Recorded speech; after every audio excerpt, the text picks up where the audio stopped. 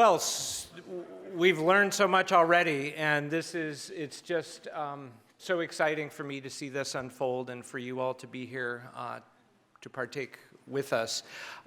A thank you to the Department of Religious Studies and Chair Juan Campo for sponsoring lunch. So thank you for that. We all ate well. We're going to turn now to a panel this afternoon that features a number of students trained by Walter Capps and explore the different ways they've embraced and extended his legacy. So I'm very much looking forward to this for selfish reasons. They're all colleagues I've learned so much from over the years, and it's just bound to be great. Introducing them and moderating the panel will be Juan Campo, the chair of the Department of Religious Studies, and we're grateful that he's our chair. He's leading us forward in a good time. We have exciting things to look forward to. So thank you for taking up this role today, Professor Campo. So thank you. Welcome.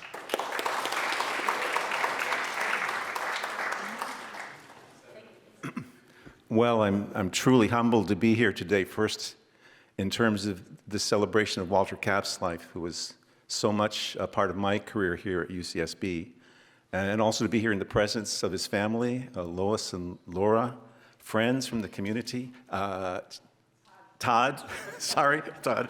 I know the ladies of the family more than you guys, so.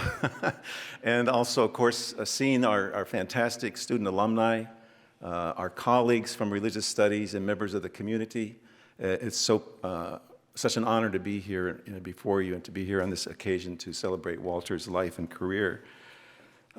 As a welcome, I would like to say that we need to acknowledge that UCSB is located on indigenous land. In recognizing the traditional customs of the land, we pay respect for the Chumash people, the history and culture of the community, and all Native Americans as America's first peoples. We pay respect to the Chumash elders past, present, and future, for they hold the memories, the traditions, and the culture of this area, which has become a place of learning for people from all over the world. Next year, our department celebrates its 60th year. It's going to be our 60th anniversary, and I've been here 40 of those years. There are a few of us that have been here longer than that. So, but it's really, we want to mark that occasion, but I think this is a good way to sort of get us oriented to the 60th anniversary.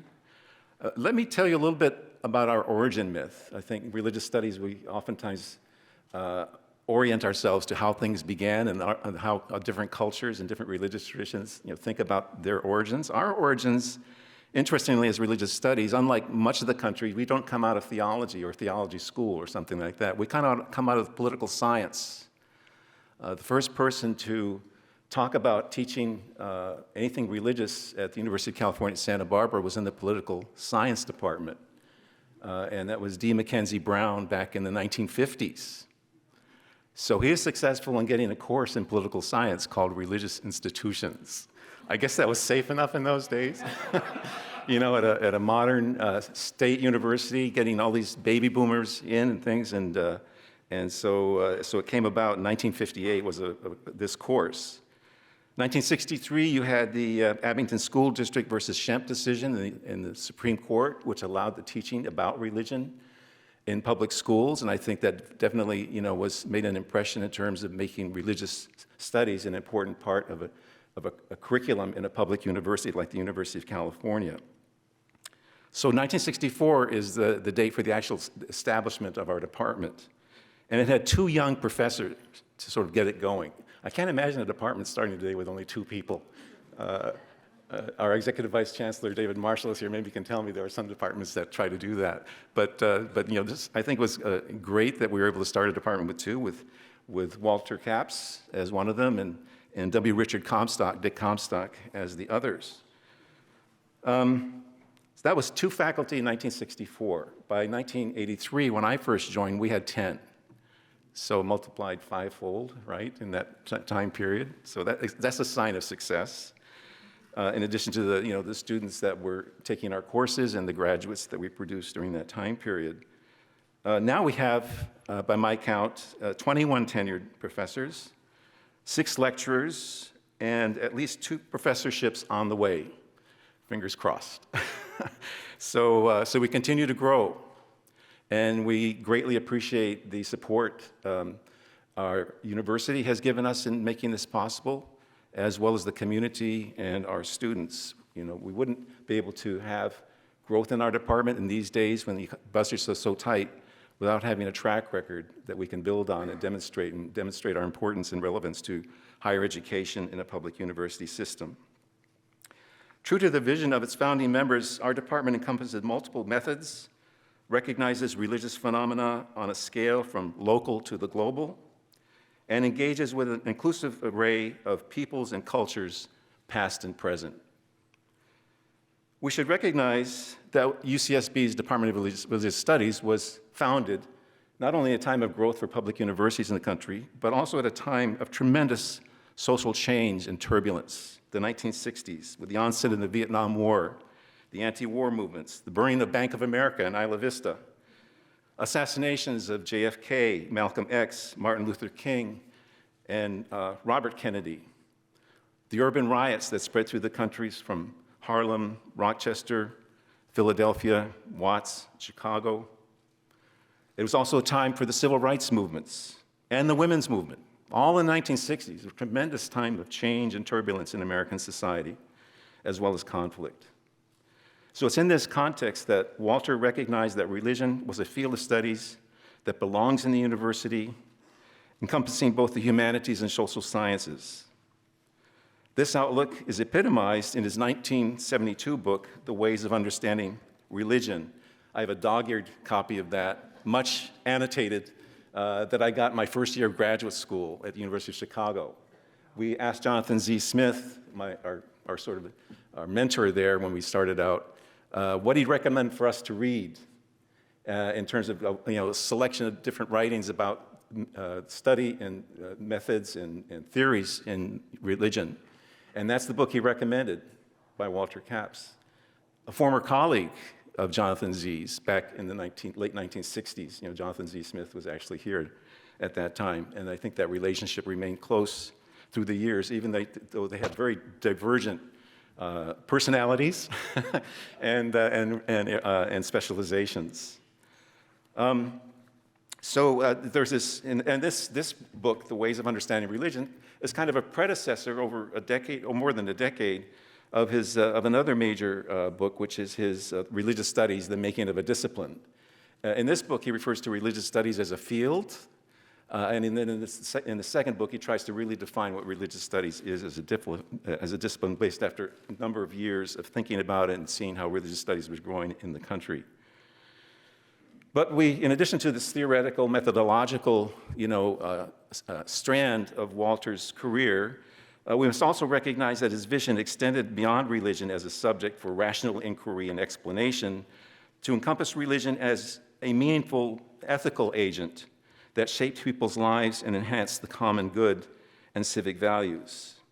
So this involved a public-facing orientation, not an ivory tower orientation to scholarship, but a public-facing orientation for scholarship and religious studies. And that's something that he increasingly embodied in the latter stages of his career. As a teacher through courses like The Impact of the Vietnam War, which we'll have more about in another session, and his course on the Voices of the Stranger. I think, again, these are public-facing topics and things that really try to make a contribution to the common good. So in a public sphere, he's also, as we learned from this morning, a public advocate of the humanities. And the public-facing component of his career then leads to his contributions and leadership as a congressional candidate and as an actual member of the House of Representatives, and I think very valued and cherished by his fellow representatives. Even after a very short period of time in the House, he made a tremendous impression. So this public-facing aspect of Walter's life lives on very much in the Capps Center today in an era that is just as turbulent, if not more so, than the 1960s, making the vision that Walter had even more important for us to try to realize through the Capps Center and hopefully through the activities of not only members of the CAP Center, but also members of the Religious Studies faculty at UCSB. We want to have more of a public-facing component for that and revitalize that aspect of our community and our religious studies culture. So Walter's optimistic vision coming out of the 1960s is needed now more than ever. So with that, I'd like to introduce our first two presenters. I think we'll get a good overview and much more in depth on the subject of Walter's contribution to the study of religion with our presenters this afternoon. And we begin with Edward Linenthal and Wendy Wright. And let me tell you a little bit about each of these presenters. Edward, Ed, Edward is kind of awkward. Sorry, Ed. There he is a professor emeritus of history at Indiana University. He served as editor for the Journal of American History from 2005 to 2016. He served as a visiting scholar for the National Park Service, and for almost a decade was a member of the Flight 93 Memorial Commission. That's after the 9/11 attacks and the way those events are memorialized. For several years, he co-directed the Gilder Lehman's Institute of America's History Summer Teacher Seminar, 9/11 American Memory at the National September 11th Memorial and Museum in New York, and he's the author and editor of 7 books, and they're amazing books, but they're books that address, vital issues in terms of how memorial sites of tragedy and violence are memorialized and remembered, and going from the Oklahoma City bombing to Holocaust Museum in Washington, D.C., and actual visits to Holocaust sites in Europe, and then also looking at the bombing of the Oklahoma City bombing and also the 9/11 attacks, and a number of other contexts, Civil War battlefields. I mean, it could go on and on, but it's amazing, his scholarship, and the ways in which that contributes, I think, to greater public understanding of the issues involved with these sites. So in addition to Ed, then, this section of our panel, we have Wendy Wright, Professor Emerita of Theology at Creighton University and presently an affiliate faculty of the Oblate School of Theology's Institute for the Study of Contemporary Spirituality. She earned her PhD in Religious Studies at UCSB in 1983, so as I came in, she was leaving. And her areas of expertise include the history of Christian spiritualities and the Catholic devotional traditions. She is the author of 17 books and over 60 academic articles, and a longtime spiritual director working presently with the novitiate team of the Franciscans in California's Central Coast. So we'll have their two presentations, and then we'll take a short break after that. The other 3 panelists, I'll introduce them, and then for Q&A, we'll do that at the very end. So please keep your questions and answers, if you have any, for the first 2 panelists in mind. You might want to jot a note. There's some note paper over here, I noticed. So Ed, do you want to start? Please come up.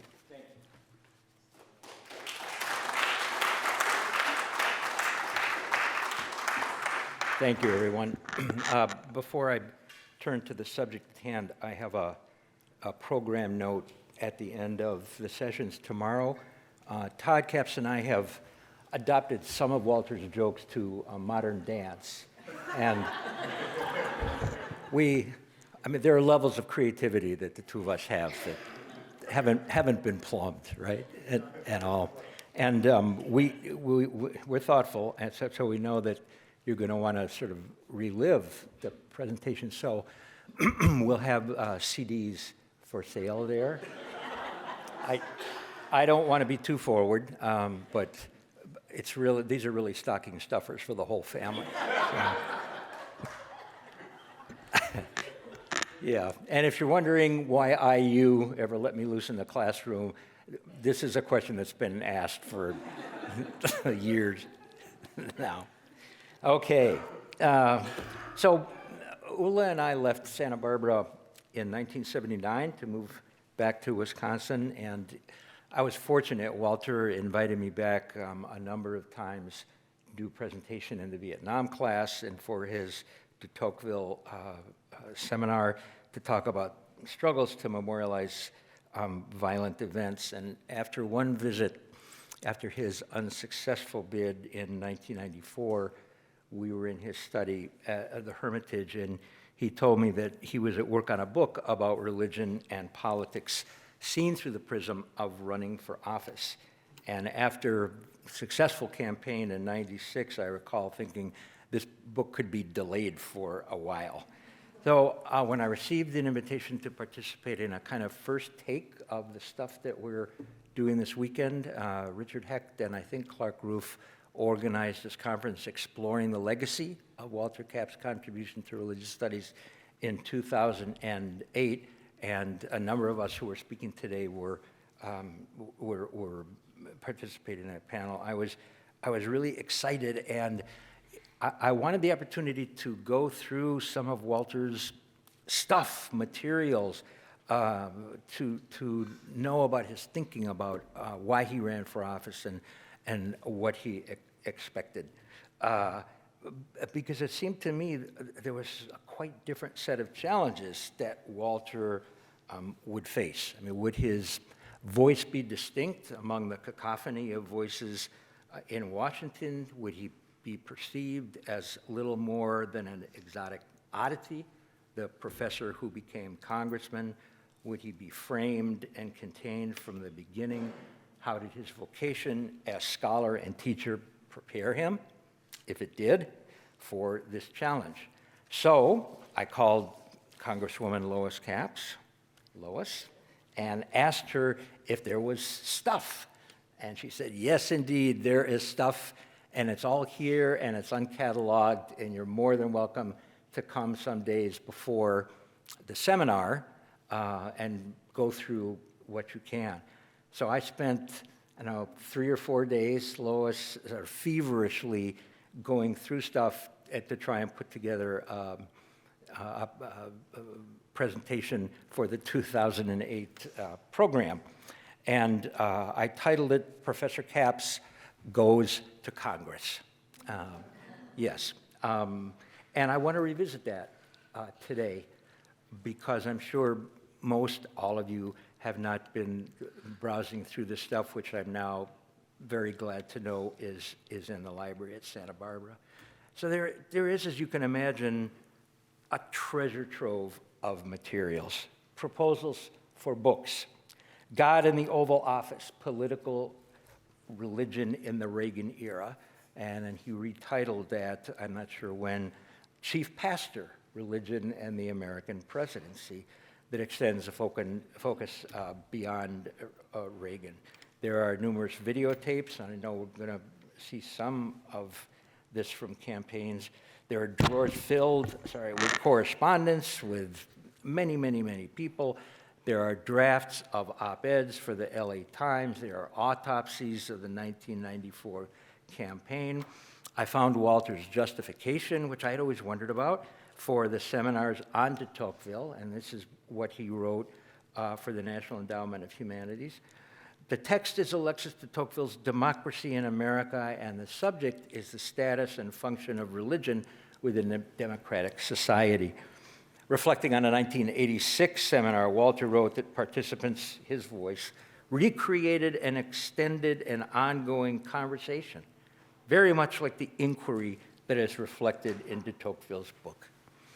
It was a conversation about what it means to be an American, what democracy asks of religion, and religion of democracy, how the freedoms Americans enjoy are both sustained and thwarted, and the place and protections of individual initiative within a democratic collective order.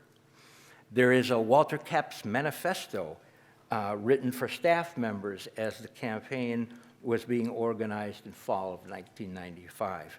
The categories are really interesting, and there were some documents, of course, in each of these. The larger global setting was one. National and domestic issues. The moral and spiritual temper of our times. Restoring a bond of political trust. The environment and individual and collective well-being. Affirmative action, gender issues, and the status of so-called other people. The primacy of education. Attitudes toward representative government. And Walter Kapp's personal ambition. It's a fascinating document. Throughout, we hear clear, concise statements of conviction. Walter Capps urges mindfulness of the larger global framework and cautions that the United States is currently experiencing a dangerous isolationist tendency. He reflected an intense criticism of the United Nations. Walter Capps believes that the United States must exercise its global responsibilities in a cooperative, mutually supportive manner. Walter Capps attests that life does not flow from ideology and that American imperialism is not the answer to the world's needs. And in a short essay written in 1984, The Vietnam War and Cultural Memory, Walter informed readers, "I became interested in studying the impact of the Vietnam War in 1977." And we've heard about some of the dramatic moments earlier today. He writes, "When I was given some responsibility for programming within the Center for the Study of Democratic Institutions, programs about Vietnam and the impact of the Vietnam War about liberal ideology. He was moved, as we've heard, about the power of veteran stories. I remember participating in a 1978 Center conference, The Vietnam War and American Values, at which Walter offered a paper for discussion, The War's Transformation. And you can find this in the Center magazine, July and August 1978. And it seemed to me that from this moment on, Walter's attention turned not only to the complex legacies of the Vietnam War, but what he, of course, and many others saw as enduring deformations in American public culture. Well before the boom in memory studies in many fields came Walter's book, The Unfinished War. In both the Vietnam and Voices of the Stranger courses, Walter was willing to live with and ask his students to live with the intellectually and emotionally draining realization that there are certain chronic afflictions that do not allow closure or redemptive endings. Yet he was steadfast in his belief that, in his words, veterans who are leading the way are pointing to some deeply abiding human truths that are encountered in regions lying far beyond worlds made accessible by a political dialectics. He understood the power of the witness, at that point an emerging sacred figure in the culture, who returned from extreme situations or conditions to offer testimony, contemporary sacred narratives. I thought often of Walter's characterization of the war as unfinished, particularly as I was immersed in my work in Oklahoma City about the impact of a terrorist attack upon an American city and the predicament of aftermath that occurs in events like these. I thought about his book as I chose the title of my book in Oklahoma City, The Unfinished Bombing, Oklahoma City in American Memory. Too often, strategies are deployed that transform those impacted by violence into patients rather than witnesses, and insist that their stories be framed as illness narratives rather than impassioned testimony, the crucial language of moral witness. Walter modeled for me and others how our professional journeys could take us beyond the academy, and he was not alone in the religious studies department. One of the first challenges I recall was offered by Richard Hecht, who I wish could be here, in a 1979 essay called Religious Studies After the Holocaust. And Richard wrote, no academic discipline within the modern university can shield itself from the impact of history and historical events. Attempts to clearly separate what is done within the university context and what occurs in history are short-lived. All disciplines within the university are conditioned by history. This simple fact, he writes, is even more powerful within those disciplines which self-consciously define themselves as having something to say to the historical understanding of man and to the human predicament at the end of the 20th century. Richard concludes, "We have not yet realized that historical events of our century have doomed our enterprise to antiquarian studies or have made what we are doing even more vital." Walter followed in 1981 with a challenging essay titled Contemporary Socio-Political Change and the Work of Religious Studies. Why, he asks, have we not developed a mode of critical cultural consciousness which utilizes religion as its primary means of access? And when we have learned to do this, why do we restrict our focus of inquiry to the world of the past tense? Why are we not able to say more about the dynamics of contemporary cultural change? In that same piece, Walter branded into my mind what felt like a declaration of intellectual independence for the kind of work that I wanted to do. He writes, "My feeling is, and I'm being self-critical, that we are still writing term papers to each other rather than thinking through the strategy by which religious studies might more regularly and substantially contribute to the welfare of our larger collective life." I mean, is it any wonder that many of us would have turned to these kinds of challenges in our work to want to make a difference in the wider public? I never really cared about, frankly, writing books for my colleagues. I talked to them all the time. They were busy with their own work. When I wrote, always, I had in mind a next-door neighbor who was not an academic but was a thinking person. I wanted to write a book for them, and I avoided at all costs the kind of methodological heavy breathing that goes on in religious studies. I don't know if any of you remember what Walter would say when someone asked him if he had a methodology. I've gotten into a lot of trouble using Walter's term. He said, "Well, I had one, but it was shot off in the war." So. Okay. Yeah, probably not the best time to take up a collection, is it?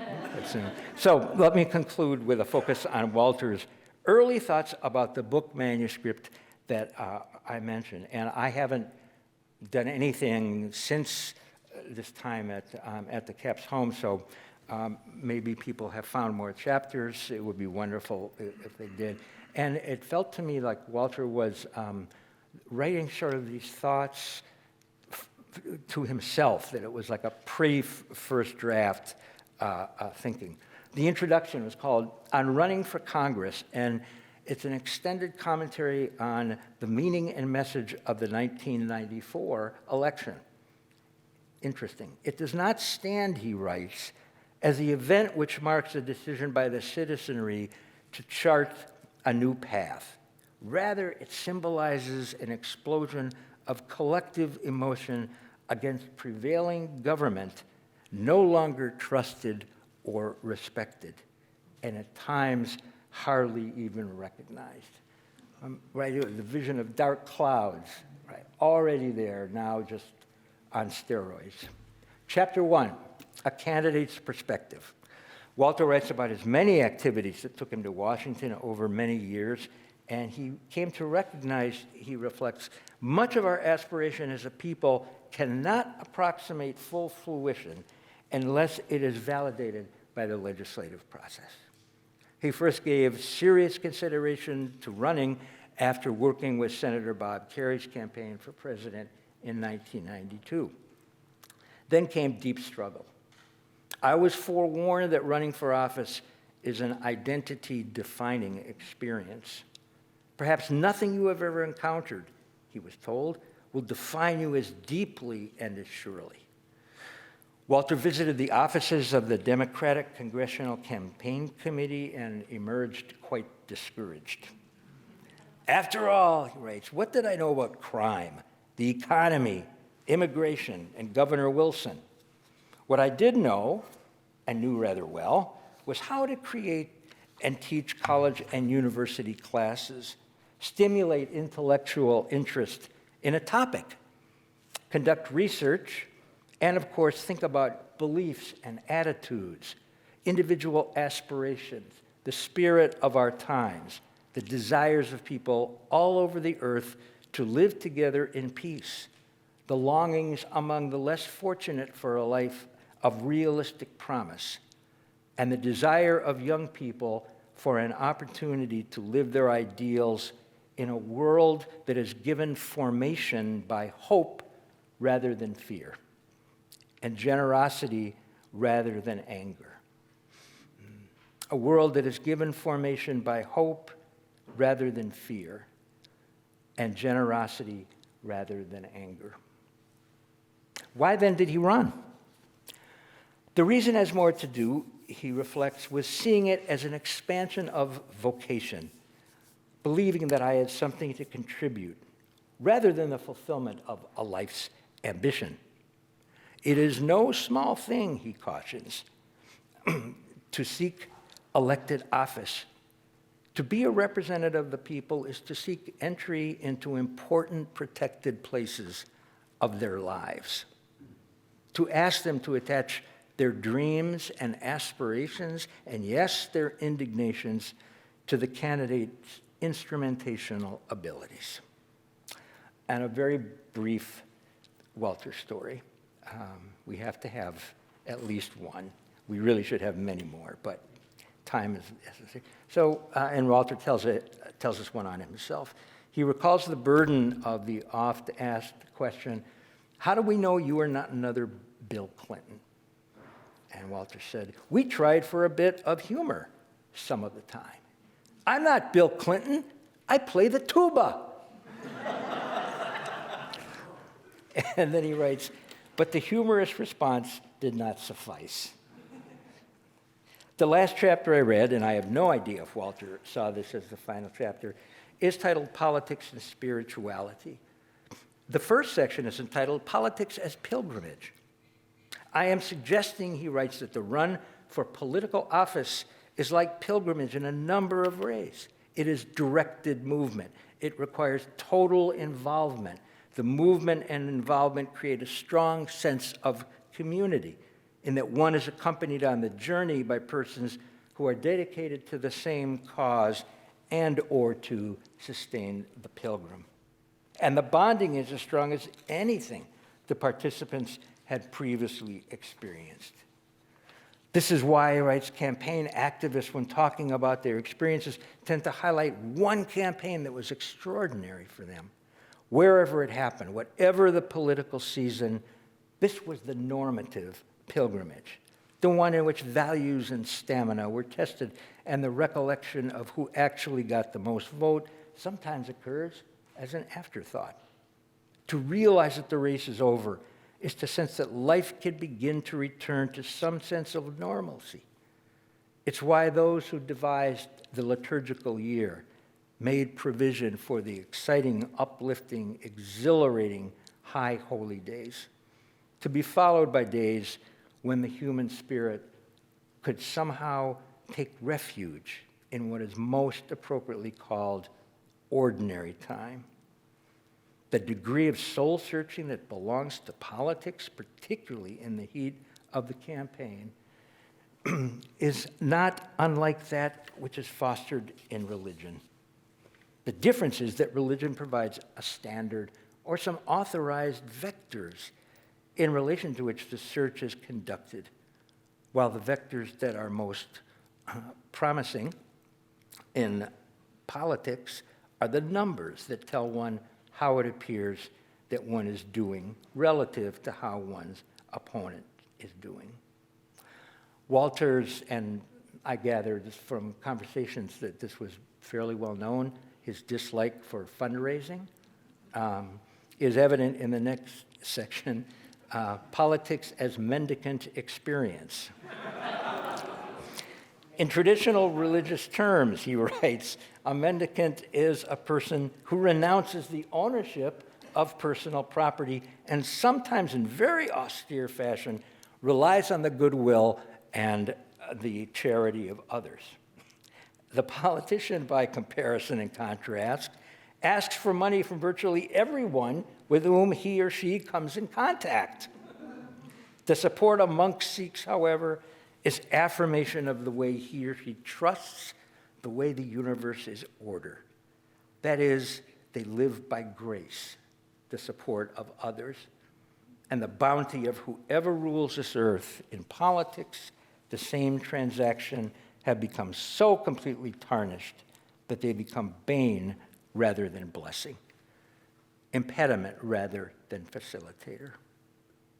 The final the sections of this chapter are progressive politics and progressive spirituality, contrasting the world of politics and academics, and the teaching of Jesus.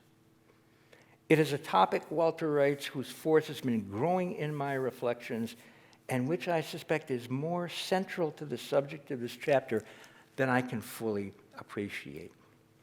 It was on a trip to Jerusalem, he remembers, a life-affecting trip when a completely unexpected fusion took place. It was a fusion regarding the relationship between politics and the religious life, in a word. It was while we were there that I became aware of the political dimensions of the ministry of Jesus. It is about how Jesus of Nazareth lived his life and spent his time traveling from town to talk with assembled groups about what was happening in their lives, in both individual and collective sense, and to offer words of encouragement. There are similarities, he writes, between this form of ministry and running for office. How did anyone know Jesus would be coming? On what basis did he choose his topics? Did he give the same talk several times? Were his audiences mostly pliant, or did some give him a difficult time? How did he make his voice heard? Did he ever tire of the daily grind? How dependent was he upon his advisors? The only sin he always condemned, Walter notes, was that of self-righteousness. He was a man of compassion who recognized children, gave validation to people of other races and cultures, and when the choice had to be made, put human factors above prescribed cultic practice or established legal obligation. The ultimate vision, shared by other persons of great compassion, Walter writes, is that the world is unitary and that our politics and our spirituality cannot forever be bifurcated, but they are rather ingredients in the same whole. My own view, he writes, is that reciprocity needs to rule, namely that spiritual vitality enjoins political culture, and political culture is complemented by recognition of the place and the power of the transcendent. So, my formal comments. And before, I know I'm probably a little bit over time, but since we probably won't be doing this again, at least with the same audience, I want just to say a couple of personal notes here. Whenever we were invited to the CAPS home, it was like the highlight of the day, week, month, year. When Walter and Lois went away, we stayed with the kids once, and went, of course, to McConnell's and had a wonderful time. Walter and Lois had a gorgeous male golden retriever named Chester, and we took care of Chester, or Chester took care of us, I'm not sure which. And we were blessed then for almost 40 years with golden retrievers. And the last one was a big, big male, just like Chester. And his name was Chester Austin Linenthal. So we thought about the Capps family all the time with our Goldens. The night that my mother died, very sadly, very early, in really quite a horrible situation, Ula and I went over to the Capses that night. And I don't think we talked a whole lot. We were just sort of there. And those of you who've been there know that that's really enough, that the place massaged you with kindness and with understanding and with love.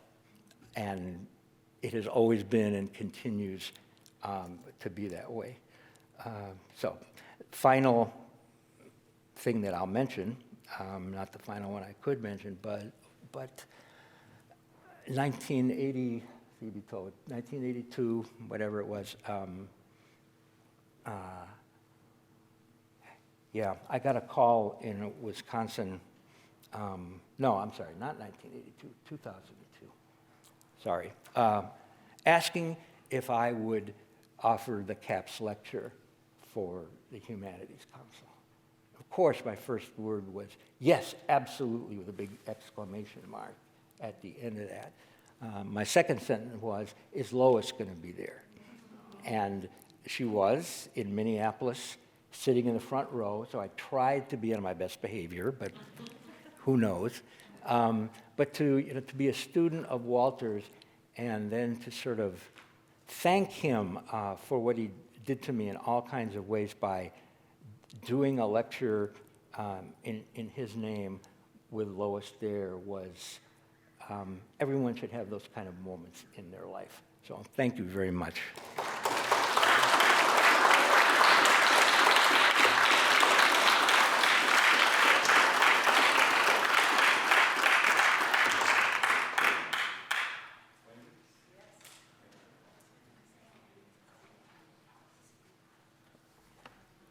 Well, can you hear me okay? Yeah, thank you. It's a little overwhelming to speak after those beautiful sentiments of Ed's and the extraordinary energy of the Humanities Council people today, Ed's wonderful seminar yesterday, but here I am, and this is an okay thing. When I was asked to participate in this and to think about Walter Capps and the study of religion, I decided not to talk about my ongoing work, but rather to talk about what it meant to learn alongside Walter. And this is pre-Vietnam class, pre the expanded work with the humanities, pre his foray into politics. So this was, I studied with him from 1974, finally got my doctorate in 1983. But it was, my experience of Walt was, all of this was sort of in the background and budding, but my experience of him was quite different.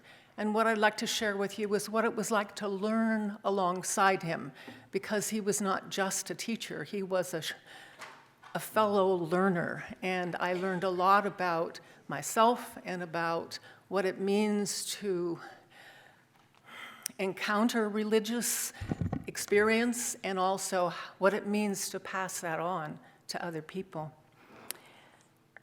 I've entitled this talk, The Mystic Mode, and I think that needs to be a little bit of an explanation for it. As I said, I studied with Walter from 1974, finally graduating in 1983, but over the years we kept in frequent touch. In fact, just months before his death, when he was serving at the United States House of Representatives, he and Lois traveled to Omaha, Nebraska, to deliver an address entitled From Campus to Congress, The Journey of a Peacemaker, at Creighton University, where my husband and I were teaching at the time. And as I've suggested, many of you will speak much more elaborately and eloquently about the multiple facets of his scholarly work and how that continues today. But again, I want to focus what it was like to learn in his company. not just what was learned, but how learning took place. During the decade of my studies, Walt's ever-inquiring mind had grown fascinated with the contemplative or mystical writings of the Western Christian tradition. Fortuitously, that mirrored my own budding fascination. As a result, he and I explored that field together. I TA'd for him. We developed a course called The Monastic Impulse, and eventually we edited a book together entitled Silent Fire, An Invitation to Western Mysticism, which was published by Harper and Row in '78. This is almost like a museum relic at this point or something, an artifact. The Mystic Mode was the title of the forewording essay that Wright wrote for our volume. My contribution to the publication was the journeyman's labor of editing selections and writing introductory paragraphs for each of those represented Christian spiritual masters. But Walt's part was more conceptual. He probed what he came to describe as the mystic mode, which he said, and this is an important point here, did not denote something esoteric, but rather a fundamental way of being human and of relating to the world. I'll underscore that again. A fundamental way of being human and of relating to the world. Walt's probing of this mode, especially during the 70s, I would contend helps to illuminate his fundamental approach to learning, which in turn illuminated and animated his teaching, his scholarship, his love of the humanities, and public service. Now, a caveat here. I'm not claiming Walt as some sort of ill-defined mystic or something, nor am I suggesting that his toe-dipping into the theoretical waters on the study of mysticism was complete or prescient. Huge amounts of literature have been developed since this time. But I do think that Walt's exploration gives access to his approach to learning. And this is the way he expanded about the mystic mode. Distinct from a host of other ways of being human, the mystic way does not approach the world as though it was a problem to be solved, nor does it view it as a puzzle to be pieced together, or even an entity that can be penetrated by a formula or idea. The mystic way exposes reality as a mystery, deep but trustworthy, a very large portion of which will always remain unknown, uncharted, and resistant to human program. So what does this say about learning and studying in religion? I have an indelible image etched on my memory of the first class I took from Professor Capps. He was lecturing on the 4th century classic, the Confessions of St. Augustine of Hippo, and he scrawled 2 terms in big, bold capital letters on the blackboard: superbia and humilitas. Of all the approaches that can be taken to that classic text, you can do literary analysis, philosophical, historical, theological, on and on. The central vivid point our professor wanted to drive home was Augustine's interior transition, his shift from to the posture that would later define his life. Most of you know this, but Augustine had for most of his youth taken and used things for self-promoting ends. He'd striven energetically in Platonic ascent to the heights of spiritual attainment, superbia, agency, pride. That was Augustine's mode. His conversion was to the attitude of humilitas, a receptive, awed, graced, grateful stance, focused away from self-promotion to attention to something other than the self. This early introduction taught me not only about a great Christian classic, but suggested that the study of religion is at least in part about what it means to orient the self. Religion delves into such questions about what it means to be fully human and how one orients to reality. Over the years, I would come to feel that Walt's own way of being and learning was just such a posture. And people have said this in different ways during this talk about he'd come into a room and he would glow, and people, just his wonderful humor and all that sort of thing. But it was an interior orientation that was receptive, open to surprise, discovery, constantly probing, refusing to capture, eager always to dig deeper into the dimensions of whatever can give rise to human flourishing. This, I think, was much more than just avid curiosity or an exercise in the teaching on the many-sidedness of truth. It was Walt's way. It's true that Walt's scholarly approach to the discipline of religion was serious. It was serious, but it was rarely solemn. His approach was also joyful, playful, sometimes mischievous.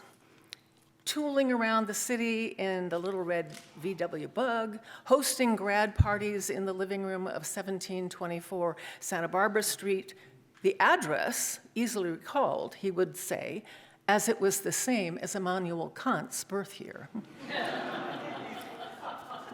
Yeah. Presiding over those gatherings at the keyboard of the piano, banging out the chords from the hymns of the Lutheran hymnal, and that's really important. The Lutheran hymnal is really important when you understand Walt. And if we were lucky, the giant tuba might emerge from its storage to accompany our singing. This playfulness carried over into his academic work.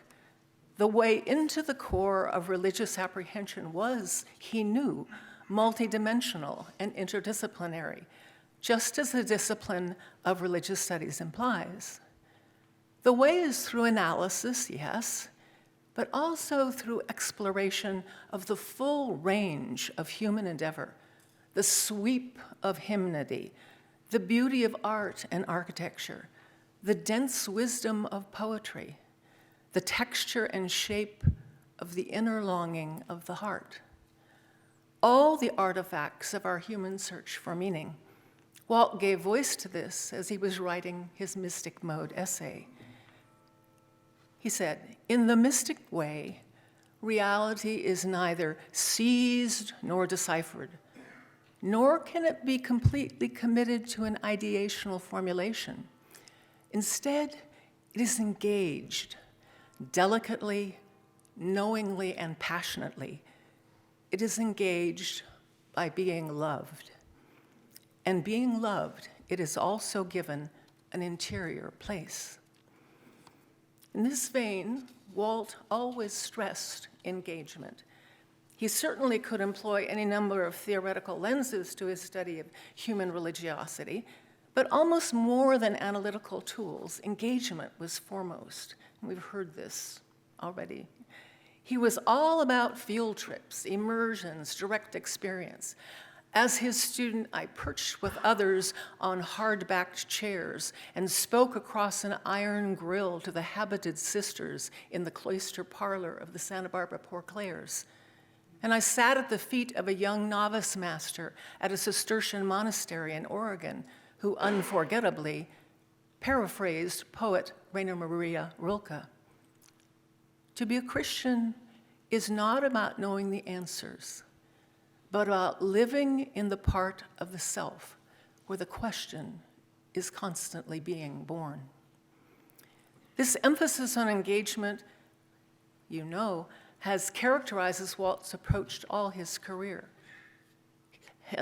His Vietnam course, he ferried students to Washington, D.C. He traveled with veterans of the Soviet Union into Vietnam. He brought voices of experience, voices of otherness into his classes. And later, he took a pilgrimage into the political landscape. All of these were potentially places of presence, places where insight and transformation might occur. As a student, this sort of engagement was formative.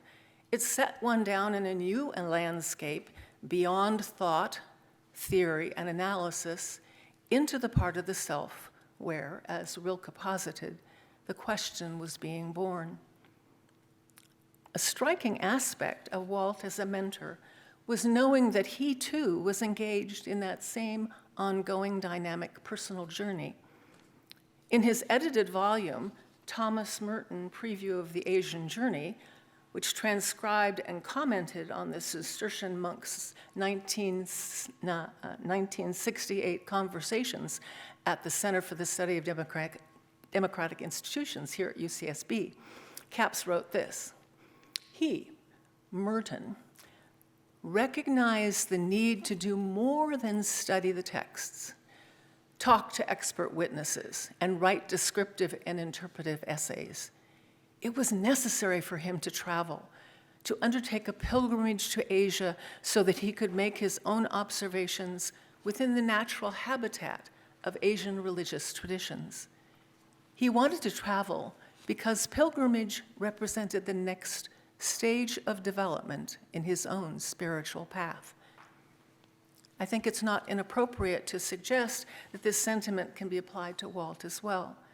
Engagement meant travel, but the engagement meant as well arrival at places of presence and the possibility of risking one's own spiritual religious assumptions, dipping into uncharted waters where reality, in all its daunting complexity, potentially exposes itself. To use Walt's words, reality exposes itself as a mystery, deep but trustworthy, a very large portion of which will always remain unknown, uncharted, and resistant to human probing. Learning for Walt involved awareness to what goes on within the self, yes, but equally it involved attentiveness to what was emerging on the cultural landscape. Steeped in the history and theology of the Christian past from his studies at Augustana Theological and at Yale, Walt sensed the future, was alert to the religious themes dawning on the contemporary horizon. This was certainly true when I entered the grad program at UCSB. At that time, actually, little was very much available in the English-speaking world of the variety and depth of the Western Christian spiritual practices, texts, and figures. Interest was just dawning. My generation had looked to the East, to D.T. Suzuki's Zen, Hermann Hesse's Siddhartha. But Walt and my professor-student foray into the Western wisdom sources appeared at the same time that it was also cresting culturally. It was at the same time that we published Sacred Fire, that the very first volume of what now is over 100-volume series of English translations and critical editions of Western spiritual classics appeared. So it was right on the crest of that. Likewise, his foray into mysticism predated by several decades the now definitive multi-volumed analysis of the Western mystical canon entitled The Presence of God, authored by University of Chicago's Bernard McGinn. On the pastoral landscape, Walt's intuitions also mirrored the growing ecumenical awareness and appropriation spurred by the Roman Catholic Church's Second Vatican Council of the wealth of hidden Western spiritual treasures. Walt's attentiveness, and again, we've heard this throughout the presentations that have just begun, to whatever was dawning on the landscape was keen and continued. He was fascinated by psychoanalytic theory as it could be applied to religious figures like Luther and Gandhi. Then there was his groundbreaking exploration of the religious impact of the Vietnam War, his foregrounding the voices of stranger, his early sense that something was going on with the religious right, which I have to say at the time was not seen as all significant by anybody around him. They all went, oh, why are you bothering him with that? His fascination with Václav Havel, the political visionaries steeped in the humanities. His foray into public service was a part of this unfolding journey toward a deepening encounter with the sacred and its transformational presence. Unitive and transformational, the mystic mode, as Walt understood it, was not confined to a particular religious tradition, nor to what is deemed formally instituted religion. Instead, he stressed that this mystic way was a fundamental way of being human and of relating to the world. And he has a wonderful paragraph in this essay that I think expresses the deep root of this awareness. And I think it also expresses deeply what was felt in Walt's presence. Life, he said, is a supreme gift for which the most appropriate posture is the giving of thanks. The mystics have caught sight of the truth that something, indeed being, is. When they take steps to monitor or influence the pulses of the interior life, it is because they have learned that the vitality that courses through their own spirits is of the same substance as that which issues from the heart of things. To acknowledge life as a supreme gift is to sense that the underlying mystery, unfathomable, ineffable, eventually unspeakable, is nevertheless benevolent. To receive it as mystery is to respect the beauty of its pathos. To learn alongside Walt Capps was to understand that grateful receptivity, passionate and playful engagement, attentiveness both to the contours of the self and to the emerging longings of the world with all its beauty and pathos. This was what the study and learning of religion was all about. Thank you.